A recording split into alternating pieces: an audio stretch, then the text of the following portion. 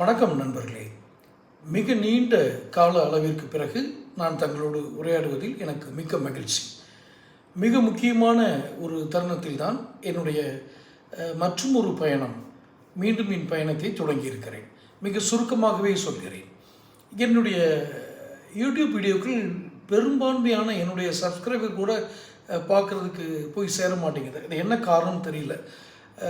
செயற்கையாக தடுக்கப்படுதா அல்லது இயற்கையாகவே என்னுடைய வீடியோ பார்க்குறதுல நேரில் விருப்பம் இல்லையா, அது ஒரு பக்கம் இருக்கட்டும்.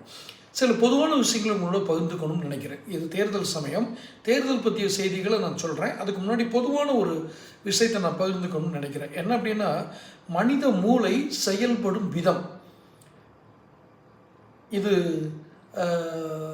ரெண்டு விதமாக செயல்படுது. சிஸ்டம் 1, சிஸ்டம் 2 அப்படின்னு அறிஞர்கள், விஞ்ஞானிகள், ஆராய்ச்சியாளர்கள் மனித மூளையை தொடர்ந்து ஆய்வு செய்து கொண்டிருக்கும் நமது விஞ்ஞானிகள் கூறுகிறார்கள். அது என்ன சிஸ்டம் 1 அண்ட் சிஸ்டம் 2? சிஸ்டம் 1ல் நம்ம மூளை எப்படி வேலை செய்யும், சிஸ்டம் 2ல் நம்ம மூளை எப்படி வேலை செய்யும், இது எந்தெந்த முடிவுகள் நம்மளுடைய வாழ்க்கை முடிவுகள் எடுப்பதில் இது என்னென்ன தாக்கங்களை ஏற்படுத்தும். மிக நெருக்கமாக நமக்கு வரவிருப்பது தேர்தல்.